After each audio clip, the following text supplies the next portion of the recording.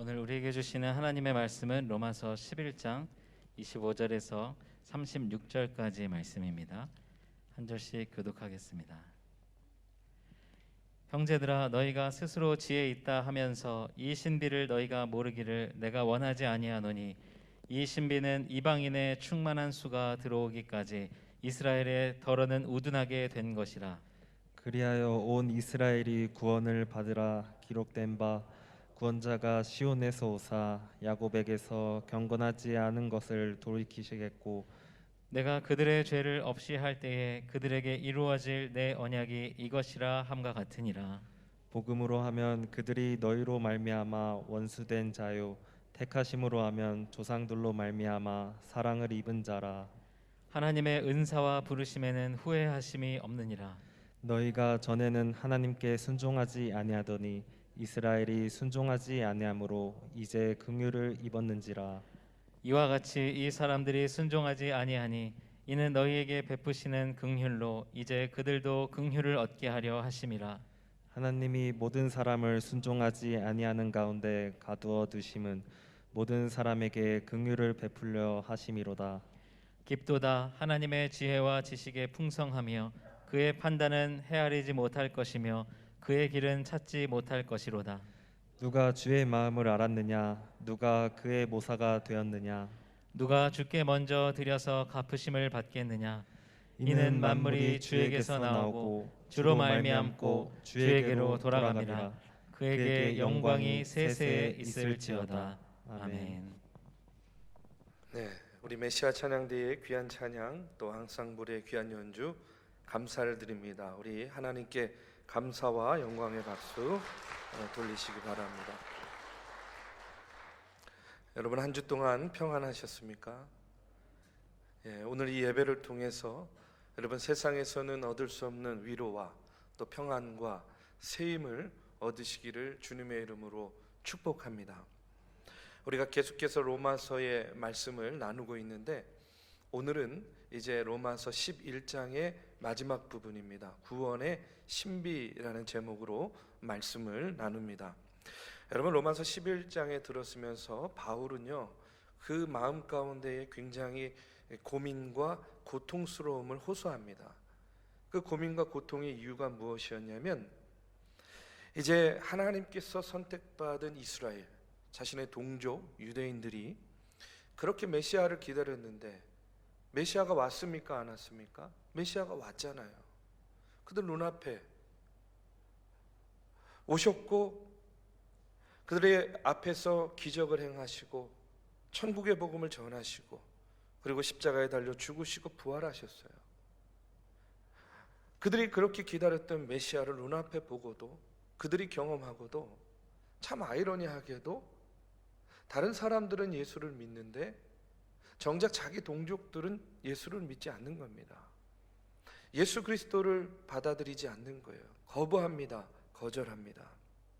도대체 왜 나의 동족 이스라엘 백성들은 예수를 믿지 않는가? 얼마나 마음이 고통스러웠겠어요.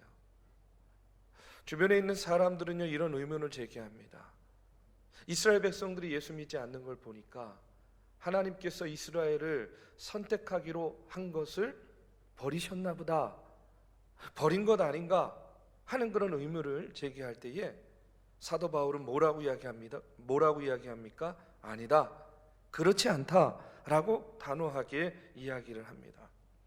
그렇다면 하나님께서 선택한 이스라엘 백성을 하나님께서 버리신 것이 아니라고 한다면 왜 그들 대다수가 믿지 않는 자리에 있게 된 것일까? 계속되는 이와 같은 의문 가운데 사도 바울은요, 오늘 이와 같이 대답을 하고 있어요. 오늘 25절의 말씀에 보면 이렇게 이야기합니다. 형제들아, 너희가 스스로 지혜 있다 하면서 이 신비를 너희가 모르기를 내가 원하지 아니하노니, 이 신비는 이방인의 충만한 수가 들어오기까지 이스라엘의 덜어는 우둔하게 된 것이라 하고 이렇게 이야기합니다. 왜 이스라엘 백성들이 하나님을 믿지 않는 것입니까? 그런 의문 가운데에 그것만 보지 말라는 거예요. 하나님의 구원의 계획 가운데에는요, 뭐가 있냐? 신비로움이 있다 하고 바울이 이야기를 하고 있어요. 이것이 하나님의 비밀이고 하나님의 신비다라고 이렇게 이야기합니다. 왜 그것이 하나님의 신비인가? 이스라엘 백성이 여러분 예수님을 불신하고 복음을 거절한 것이 결과적으로는 또 어떤 열매를 맺게 됩니까? 오히려 이방인들에게 복음이 전해지는 이방인 선교의 물꼬를 뜨게 되는 거 아니겠어요? 지난 시간 우리가 예수님께서 제자들을 보내시면서 마태복음 10장 14절 15절 말씀에서 이렇게 이야기하는 것을 나눴어요.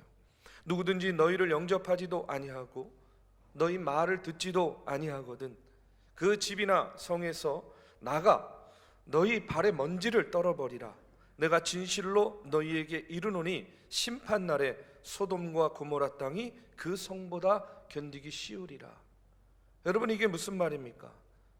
예수님이 이제 제자들에게 가르쳐준 원칙대로 제자들이 나아가서 예수 그리스도의 복음을 전하고 증거합니다. 이스라엘 백성 대부분이 그런데 예수님을 거절해요. 그러면 어떻게 하라는 거예요? 거기 머물지 말고 또 다른 마을로 가라는 겁니다. 다른 지방으로 갑니다. 또 다른 나라로 갑니다. 이렇게 해서 결국은 어떻게 되는 거예요? 복음이 어디를 향해 가게 된 거예요? 이방을 향해 나아가게 된 것이고 그 복음이 오늘 우리에게까지 이르러서 오늘 우리가 그 복음 가운데 예수 그리스도를 믿고 구원받은 자의 삶을 살아가고 있는 거예요. 여러분 오히려 이스라엘의 불순종이 더 많은 이방인들을 구원하는 그런 놀라운 역사로 이어졌다, 나타났다. 이것이 바로 하나님의 구원 계획이고 이것이야말로 구원의 신비로운 모습이다 라고 바울은 오늘 말씀하고 있는 겁니다.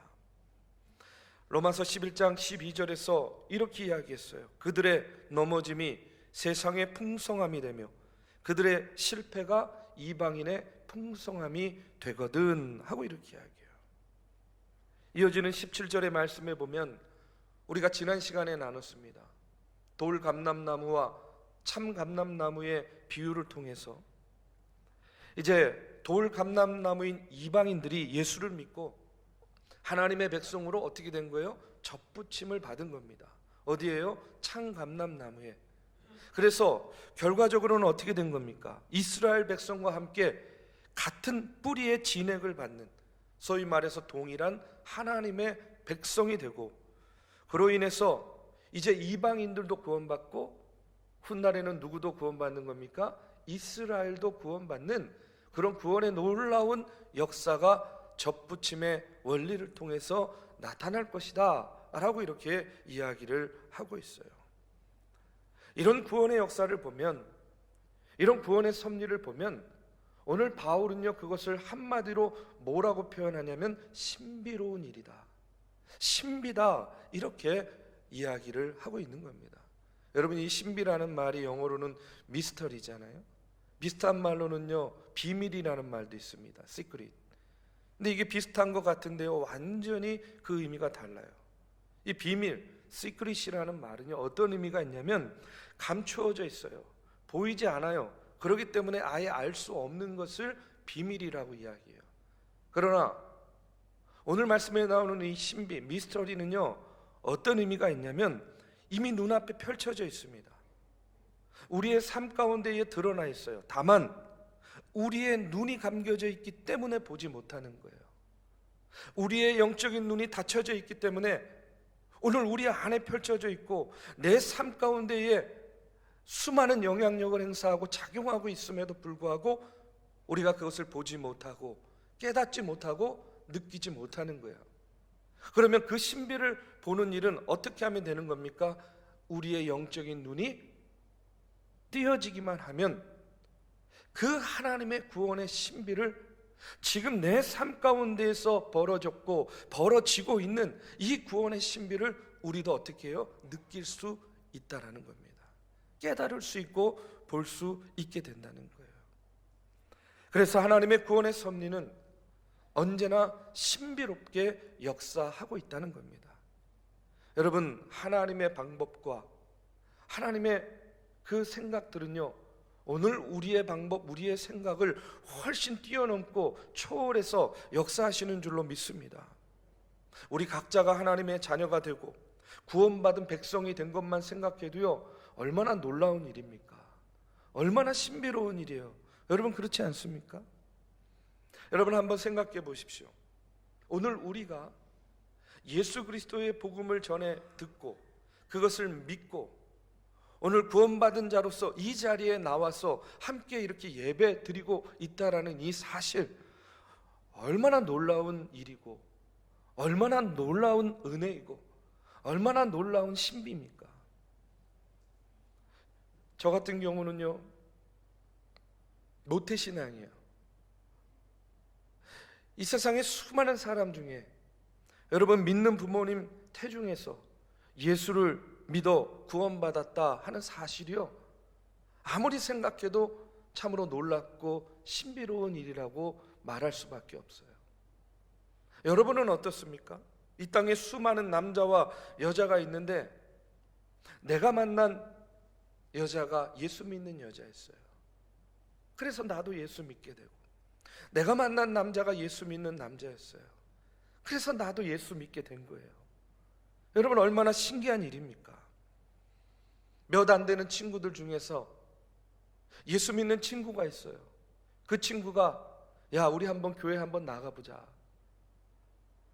그래서 그냥 그 친구 따라 교회 한번 나왔는데 그 자리가 이제 평생의 신앙의 자리가 되어서 지금 이 자리를 지키고 있는 여러분, 우리 성도님들 여럿 있습니다. 얼마나 신기한 일이에요. 얼마나 놀라운 일입니까? 그렇게 교회 가자고 예수 믿자고 매달리고 매달려도 거절하고 발걸음을 옮기지 않던 남편이 어느 순간 지금 내 옆에 앉아가지고요, 예배드리고 있어요. 제가 누구라고 말씀은 안 드리지만 그런 분이 있습니다. 여러분, 얼마나 놀라운 일이에요. 얼마나 감사한 일입니까? 이와 같은 구원의 놀라운 체험들을 통해서 지금 우리가 이 자리에 나와 있는 겁니다. 이처럼 내 삶 가운데 구원을 체험한 사람은요, 오늘 이 구원의 신비가 가슴으로 느껴질 줄로 믿습니다. 우리가 이 자리에 와 앉아 있기까지 하나님의 구원을 통한 그 신비로운 은혜가 없었다고 한다면 절대로 이 자리에 앉아 있을 사람이 아니다 하는 사실을요, 누구보다도 나 자신이 잘 알고 있어요. 그런데 이 자리에 오지 않을 수 없도록, 이 자리에 올 수밖에 없도록 하나님께서 우리의 삶 속에서요, 구원의 신비를 통해서 역사하신 거예요. 믿으시기 바랍니다. 연출을 해주신 거예요. 이 자리에 오지 않을 수 없도록 신비로운 만남들을요, 우리 안에 계속 이루어주고 계십니다. 그래서 지금 우리가 여기에 앉아 있는 줄로 믿습니다. 사랑하는 우리 믿음의 성도 여러분, 오늘 우리가 여기까지 온 것이 주님의 신비로운 구원의 역사였음을 믿으시기를 주님의 이름으로 축복합니다. 그리고 그 사실을 믿는다고 한다면 여러분, 우리가 우리의 이성과 우리의 지성과 우리의 열정을 다해서요, 그 신비로운 주님을 늘 만나야 되지 않겠습니까? 그 구원의 역사를 우리가 늘 깨달아야 되지 않겠습니까? 우리가 체험적으로도 깨달을 수 있겠지만 가장 중요하고 안전한 것은요, 하나님께서 우리에게 주신 말씀을 통해서도 그 구원의 신비를 우리가 경험하고 체험하고 깨달을 수 있다는 사실입니다. 바라기는요, 우리가 하나님의 말씀을 통해서 날마다 하나님의 그 구원의 경륜과 그 구원의 섭리와 그 구원의 신비를 깨닫고 체험하는 우리 중앙의 성도님들 되시기를 주님의 이름으로 축복합니다. 이어지는 말씀을 보면 사도 바울은 이렇게 고백합니다. 29절에 보니까 하나님의 은사와 부르심에는 후회하심이 없느니라 하고 이렇게 이야기해요. 하나님의 은사와 부르심에는 후회하심이 없다는 거예요. 이 후회라는 말이 헬라어로 메타멜로마이라는 단어입니다. 근데 이 단어의 뜻 가운데 이런 뜻이 있어요. 돌이킴이 없다, 반드시 그대로 이루어진다 하는 그런 의미가 있어요. 하나님의 선택에는, 하나님의 부르심에는, 하나님의 은사는 돌이키는 것이 아니라는 겁니다. 반드시 이루어진다 하는 그런 말씀이에요. 여러분, 오늘 말씀도 보십시오. 당장은요 문제가 있는 것 같아요. 어떤 문제입니까? 이스라엘 백성들이 하나님을 믿는다 하면서 정작 하나님께서 이 땅에 보내주신 메시아 예수 그리스도는 믿지 않는 거예요. 더러 믿는 사람이 있지만 대부분은요 거절합니다. 믿지 않고 있습니다. 이런 문제들이 있어요. 그런데 바울은요 그것을 문제로 보는 것이 아니에요. 구원의 섭리로 보는 겁니다. 구원의 신비로 보는 겁니다. 그래서 이런 문제들조차 하나님의 지혜와 경륜 속에서, 구원의 신비로움 속에서 결국에는 어떻게 된다? 돌아오게 될 것이라는 거예요. 믿게 될 것이라는 겁니다. 지금 안 돌아오고 지금 안 믿을 뿐이지 장차 믿게 되고 돌아오게 될 것이다 하는 것이 바울의 믿음이었어요. 여러분, 성 아우구스티누스 아마 들어보셨을 겁니다. 그의 일생을 보면요 참 반전이 있어요. 감동적인 반전의 이야기가 있습니다. 이 성 아우구스티누스가 그냥 아우구스티누스였을 때에, 젊었을 때 아주 방탕한 생활을 했습니다. 그의 어머니가 열심히 아들을 위해서 기도함에도 불구하고 그런 방탕한 생활을 해요. 그러다가 어느 날 로마로 가겠다는 거예요. 어머니가 말립니다. 아니, 지금 이곳에서도 내 곁에서도 이렇게 제멋대로 이렇게 방탕한 삶을 사는데 객지에 나가면 네가 얼마나 더 많은 죄를 짓고 얼마나 더 제멋대로 얼마나 방탕한 삶을 살겠니? 가지 마라. 그냥 내 곁에 있어다오. 그러나 그 어머니의 붙잡음도 뿌리치고요 이 아우구스티누스가 로마로 갑니다. 로마로 가서 제대로 사는 것이 아니에요. 역시 이전의 모습 그대로 방탕한 삶을 삽니다. 그러다가 어느 날 암브로시우스의 감독을 만나게 되고 그 순간 회개하고 예수를 믿게 되었어요. 그 이후에 정말로 신실한 하나님의 사람으로 거듭나고 결국에는요 성자가 되어서 집으로 돌아오게 돼요. 방탕한 생활을 시작한 지 무려 13년 후에 예수님을 만나고 성자가 되어서 다시 돌아옵니다. 어머니하고 바닷가에서 만나서 얼싸안고 웁니다. 여러분, 얼마나 감동적이고 얼마나 기가 막힌 장면입니까? 그런데 여러분, 이 아우구스티누스의 그 방탕했던 방황했던 13년의 그 시간이요 그에게는 결코 잃어버린 13년이 아니었다는 거예요. 무슨 말이냐면 그 속에 하나님의 선택이 있었고 또 그 과정 속에서 하나님의 섭리가 있었어요. 하나님의 경륜이 그 안에 있었습니다. 그것을 통해서 아우구스티누스가 비로소 정말 아우구스티누스가 되는 그런 놀라운 반전의 역사를 하나님께서 이루어 주셨다는 거예요. 그 방탕한 13년의 시간이 없었다면 여러분, 성 아우구스티누스도 없었을 것이다, 그렇게 생각합니다. 오늘 말씀은요 이렇게 이야기합니다. 하나님의 은사와 부르심에는 뭐가 없다? 후회하심이 없느니라. 이 말을요 우리식으로 표현하면요 저는 이렇게 한번 표현해 보고 싶어요. 그럼 그렇지. 그럼 그렇지. 하나님의 은사와 부르심에는 후회하심이 없다. 그럼 그렇지. 이렇게 될 줄 알았어. 이렇게 하나님이 택해 주실 줄 알았어. 이렇게 하나님이 구원해 주실 줄 알았어. 이렇게 하나님이 인도해 주실 줄 알았어. 그럼 그렇지. 그와 같은 하나님의 역사가 이루어지는 것을 우리의 삶을 통해서 바라보게 될 줄로 믿습니다. 사도 바울은 그렇기 때문에 하나님의 은사와 부르심에는 후회하심이 없다라고 이렇게 고백하고 있는 거예요. 이처럼 하나님의 역사는요 우리가 헤아릴 수 없는 신비로움 속에서 계속해서 일어나고 있습니다. 이루어져 가고 있어요. 그렇기 때문에 지금 우리가 눈에 보이는 것들의 일이 일비하면서 우리가 됐다 안 됐다 또 틀렸다 망했다 우리가 단정할 필요 없어요. 미리 실망할 필요 없고 절망할 필요가 없다는 그런 이야기입니다. 하나님의 구원의 신비는요 어떻게 우리 안에 작용할지 모른다는 거예요. 예전에 제가 섬기던 교회에서 젊은 권사님이 계셨어요. 이 권사님이요, 구두를 만드시는 분입니다. 수제 구두 가게를 운영하시는 분인데, 그 전에는 이분이요 이제 구두 가게에서 소위 말해서 보조로 일을 했어요. 근데 손재주가 아주 뛰어났습니다. 구두를 아주 잘 만들어요. 그러니까 그분을 아는 모든 사람들이 이런 말을 하는 거예요. 야, 저분은 남의 밑에서 일하지 않고 자기가 구두 가게 하나 열면 참 돈 많이 벌 텐데. 그렇게 구두를 잘 만드는 분이었어요. 그러다가 교회에 좀 여유가 있는 장로님이 돈을 대줘서 자기 가게를 열게 됐습니다. 다들 야, 잘 됐다, 이제 돈 좀 제대로 벌게 됐구나, 다들 좋아하고 축하해 줬어요. 그런데 그 가게가 생각처럼 잘 되지 않는 거예요. 계속 적자가 나는 겁니다. 계속 손해를 보는 거예요. 그러면 나이 많은 장로님께서 또 돈을 대는 거예요.